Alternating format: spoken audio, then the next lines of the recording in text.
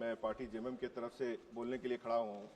पहले शहीदों को मैं अपना नमन करूँगा और आर्मी ने जो जिस तरह से लड़ाई लड़ी उसके लिए मैं साधुवाद दूंगा। और पूरा देश कहीं ना कहीं इस पूरे प्रकरण में और पूरे इस जो अटैक्स थे और उसके बाद जो हमारे तरफ से एक्शंस लिए गए उसमें पूरा देश, तमाम पार्टियां सब एक साथ खड़ी थी। लेकिन सक्सेस की जो बात कही जा रही है उसमें कहीं ना कहीं खटास तब आई कि कोई एक दूसरा देश जो है उसके प्रेसिडेंट ये बता रहे हैं कि हमने सीज फायर करवाया। तो कहीं ना कहीं हमारी जो पोजीशन है वो बड़ी कमजोर दिखी और कोई दूसरा देश हमारे मामलों में बोलने वाला होता कौन है, ये सबसे बड़ा सवाल है। अगर हमारे नेता, हमारे देश के एजेंसीज के द्वारा ये बात कही गई होती तो बहुत अच्छा समझ में आता कि देश के अंदर कुछ बिजनेस हाउसेस को आप फायदा पहुंचाएं, वो घर के अंदर का मसला है।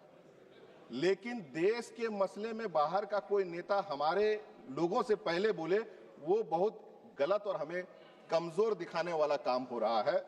और मेरा सुझाव, एक तहे दिल से सुझाव देना चाहूंगा कि अग्निवीर जैसी योजनाओं को बंद करें, हमारे देश के आर्मी को कमजोर करना बंद करें। जो आप बिजनेस हाउसेस को आपका जाकर के माफी दी जा रही है टैक्स की, उन सभी चीजों को बंद करें। आर्मी को मजबूत करने के लिए आप जो है उस पैसे को लगाएं और रिसर्च में वो पैसे लगाएं ताकि हमारा आर्मी स्ट्रेंथन हो सके। और ये घटनाएं जो हुई है, ये आगे भी हुई और अभी भी, तो उसको हम लोग पहले से ही रोक पाए।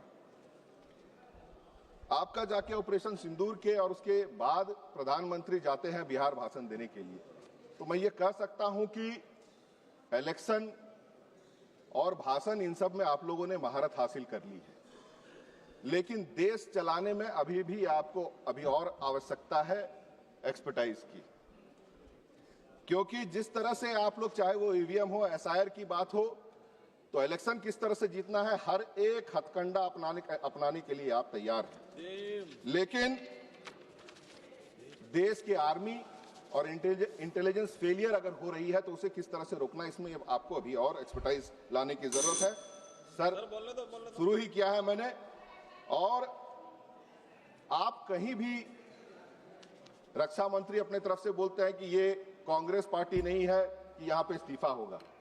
जिम्मेदारी भी आप लेना नहीं चाहते हो।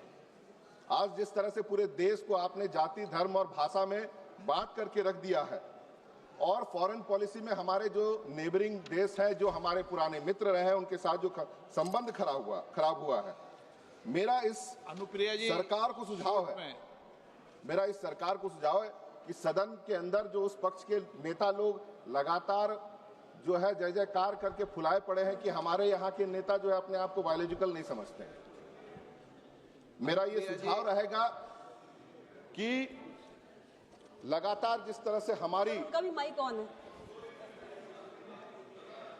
आप कंक्लूड कर दो, समाप्त कर दो। हाँ, बहुत कम समय दिया गया है, समय जितना था उससे भी कम दिया गया है। सर, मैं ये कहना चाहूंगा कि जिस तरह से हमारी पूरी, सिर्फ हमारे देश के अंदर के लोग जो सवाल पूछ रहे हैं, पूरे विश्व में जिस तरह से हमारी कमजोरी दिख रही है, आने वाले समय के लिए विनती रहेगी कि कहीं ना कहीं इन सब चीजों में सुधार लाने की जरूरत है और जिम्मेदारी लेने की जरूरत है। जहां आपसे गलती हुई है और आगे सुधार भी आप करें, क्योंकि अगर देश का मसला है तो वहां पे हम लोग सब एक साथ हैं। बहुत बहुत धन्यवाद।